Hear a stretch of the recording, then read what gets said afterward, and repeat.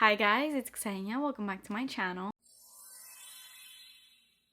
So today we are going to be talking about more new perfume releases. I know I did this same video like a month ago, but the perfume releases literally will not stop, and I'm not mad about it. Well, I am a little bit mad about it. My bank account is mad about it, but I'm not mad about it. I'm curious to smell all these new releases because, you know, maybe I will find my new favorite perfume. So today we're going to be discussing some new perfume releases that are already out. Some of these are already available to buy, but then there are some that are gonna be coming out. So I'll let you guys know what's up about all these fragrances that we're gonna talk about today. So if you're interested to know what all these new perfume releases are, then just keep watching this video. Please subscribe to my channel if you haven't already and turn your post notifications on, and let's get started. Starting off with one of the most exciting releases in this entire video, at least for me, is this new Billie Eilish perfume. This perfume is not out, and there is actually no information that I can give you on this perfume as far as what it's gonna smell like, as far as notes. We don't know. The only little hint that we have towards this perfume is when Billie Eilish posted this on her Instagram, kind of as a teaser. In the caption, she put a bunch of cherry emojis. She didn't say that it's gonna smell like cherry or anything. She just basically introduced this new upcoming perfume, said that the release date is gonna be sometime in November. I'm not sure what exact date in November. She just says out in November, and then some cherry emojis. So that obviously leads us to believe it's gonna be cherry oriented, and even the picture is red, and it's keeping the same sort of silhouette sculpture bottle as the other two. So now we have a gold one, we have a silver one, and now we have this new red one. Red is my favorite color, so when I saw this, I was definitely intrigued. I also love cherry notes, so I am very curious to know what she's gonna do with this one and what it's gonna end up smelling like. I love the first one, as you guys know, because it's all about this spicy vanilla. It's so warm, it's addicting. I did not like the second one. I didn't pick it up. It was not my type of scent. It's that earthy Le Labo Sental 33 type scent. If you love Sental 33, then you would love the second Billie Eilish perfume, but it wasn't for me. It just was a little too masculine, a little too, I don't know, like, I don't know what the exact word that I'm trying to find for that perfume is. Just like aggressive. Just not my type of scent, but it does smell expensive, so I'll give it that. But I am definitely very, very excited about this new release. I can't wait in November when this comes to Ulta. I don't know if I'm gonna blind buy this or just wait till it hits my stores and test it out in the store first. But I don't know, judging by the fact that it's cherry, I think I may like it, because usually I like most cherry fragrances, but we'll see. Next up is a new release by Ellis Brooklyn. I am 100% very interested in getting this. This is already out. It's on the Sephora website, but it's currently out of stock on Sephora in all sizes. But I did check on the actual Ellis Brooklyn website, and it is available on there. So if you wanted it, you can get it there, but you do have to blind buy it because it's not out in any stores. I know Ulta also carries Ellis Brooklyn perfume, so I don't know if they're gonna have this at some point, and it just hasn't gone to them yet, but I really want to test this one in stores. This one though seems like something I would love. So this one is called Apple Love, so obviously you can expect it's gonna be an apple oriented perfume. The notes in it are really nice. It has peach apple, it has plum blossom, sugar cane, it has Madagascar vanilla and sandalwood and other notes as well. I just kind of picked out some of my favorites that stand out to me. I'm sorry if I keep looking over here, by the way. My laptop is over here and I'm just looking at the notes.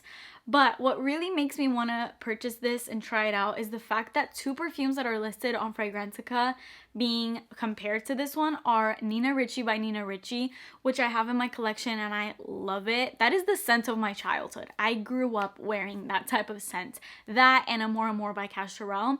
So any scent that reminds me of that scent, I am automatically in love with. And then two other perfumes that are listed also smelling alike is Sweet Like Candy by Ariana Grande, as well as Kayali's Eden Juicy Apple, which again, all those perfumes I just mentioned are some of my favorite perfumes, all of which I have in my collection. But if I could get something that smells like all of those combined, that sounds amazing to me. So this one really appeals to me. This is on my wish list as of right now. I just really, really hope that it comes to stores because, I don't know, something kind of leaves me a little reluctant to actually blind buy it. But if it does eventually come to stores, I will definitely be smelling it. And if I like it, I'll pick it up. I feel like the La Vie Belle flankers just have no end. We just talked about a new flanker to the Olivia Bell line in my last video, which was literally like a month ago, and there's already a new flanker. This one is the La Vie Belle L'Extrait. Now, this one, I'm not gonna lie, and this is coming from somebody that is a hater to the La Vie Belle, at least the original one.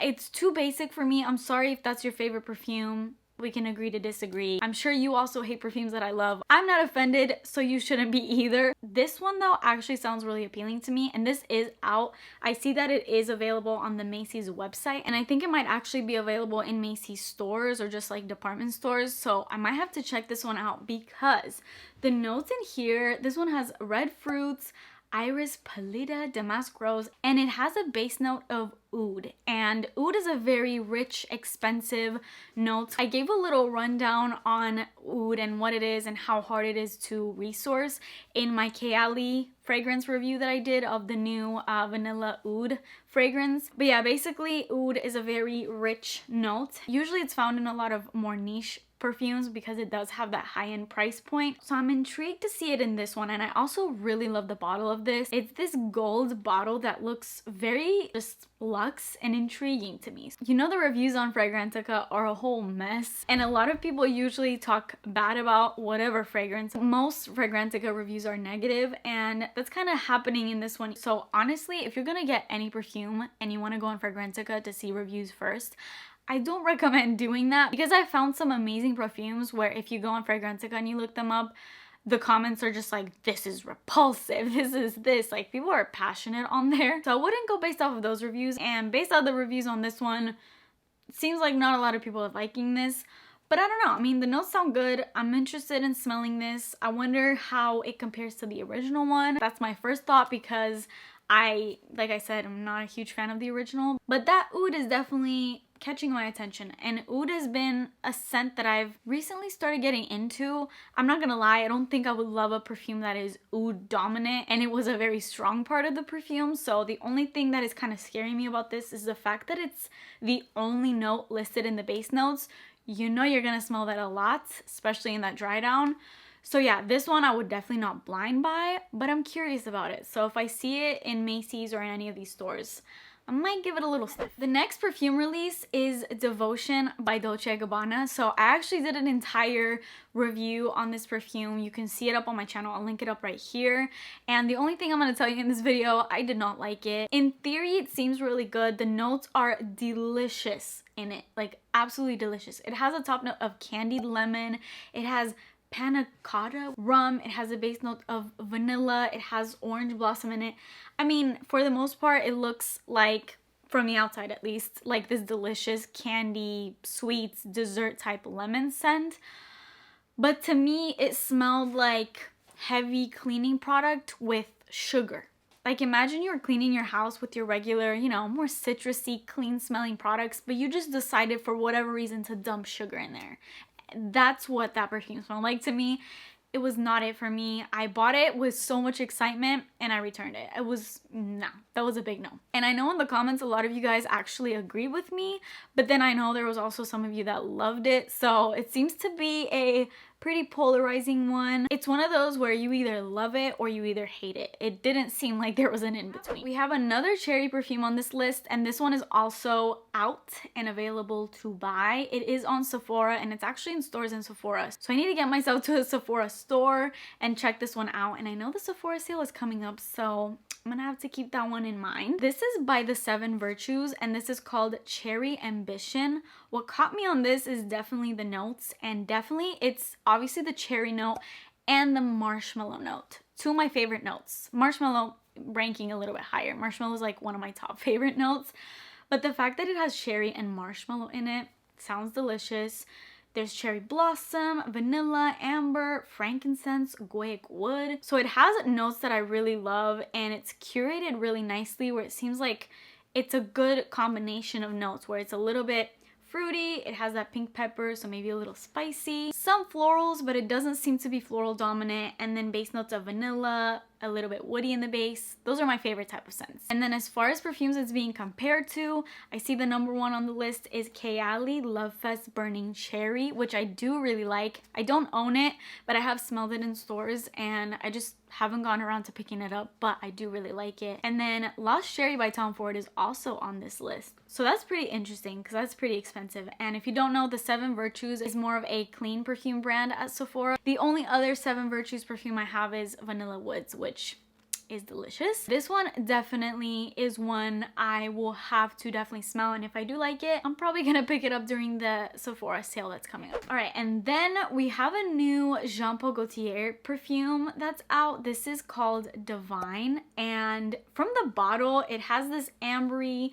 looking bottle. The bottle is very, I don't know, it looks very like ethereal, goddess-like, and from that presentation, I don't know why I would think this would be more of a sweet perfume, maybe vanilla dominant because of the color of like the juice, the color of the bottle, but the notes in this one are actually pretty fresh for the most part. This is very aquatic and florally and just fresh. It has calypsone, which I'm not sure what that is. I've never seen this note before, so I have no idea what that is. Let me know in the comments. Red berries, bergamot, lily, jasmine, ylang ylang, base notes of meringue, musk, and patchouli.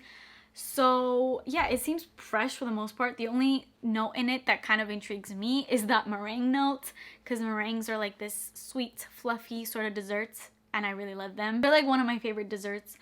But the ylang ylang kind of scares me. To me, ylang ylang, it can be done right and it can be done not right. Sometimes ylang ylang can smell like, you know, that like pee smell, like cat pee. I don't know, just very off-putting. So I don't know about that, but this is being compared to Olympia by Paco Rabanne, and I love that because that's another like salty aquatic perfume. So it seems to be within that vibe of fragrance.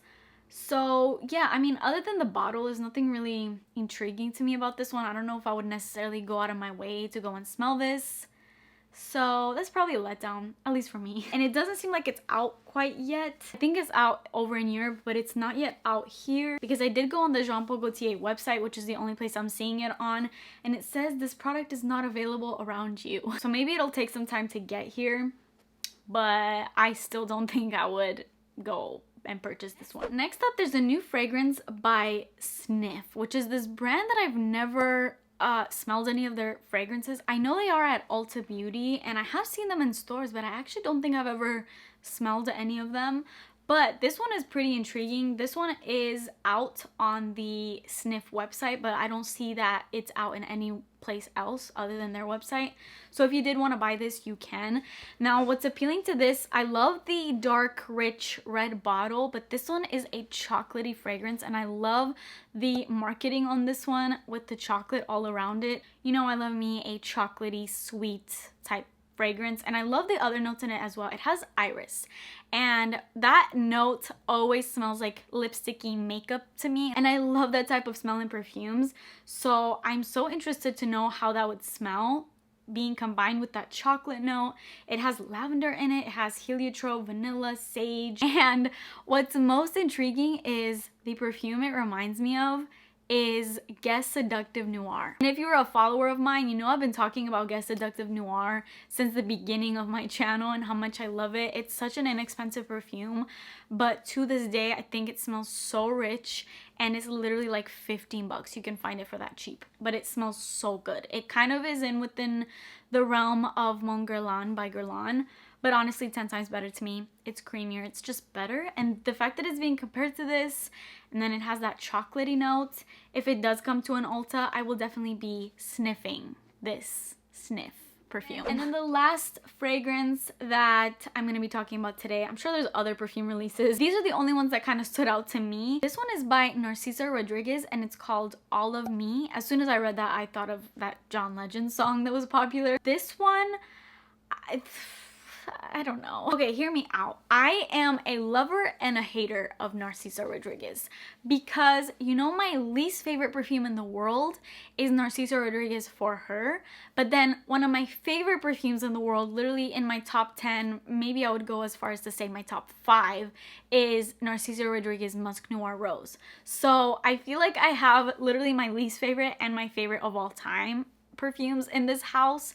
And then I do have the Narciso by Narciso, that white perfume. That one is also really good as well. So this brand is a little hit or miss for me. I don't always love the way they do roses, but then again, like I hate the way that they did it in For Her, but then I loved it in Musk Noir Rose. So I don't know. They're very musky and rosy for the most part. It seems like those two notes are part of their brand, and the way they do them is, again, hit or miss for me. But this one, again, we have that rose, and we also have musk, so pretty on brand. There's also magnolia in here, bourbon geranium, and sandalwood. So it's pretty simple note breakdown. As far as perfumes is being compared to, I see Idole by Lancome on here, which I actually do like. I have smelled it in stores, never picked it up because it's never like stood out to me too much, but I don't think it's bad. I actually think it's a pretty scent, and it's not a too mature rose kind of smelling perfume, so I like that about it. So if it smells like that, I'm interested. And then I also do see Ellis Le Parfum on the list as being compared to this one, and that has been a perfume on my wish list for a while. So the fact that I do see some perfumes that I like on this list makes me curious about this one. Definitely, I definitely want to at least smell this one. I don't want to completely write it off because I think it looks pretty interesting, so we'll see. So that is it for today's video. I hope you guys enjoyed it. Let me know if you know of any other perfume releases that are new and exciting that I should be on the lookout for. Leave them in the comments down below. But that is it for me today. Please subscribe to my channel if you haven't already, and I will see you guys in my next video. Bye.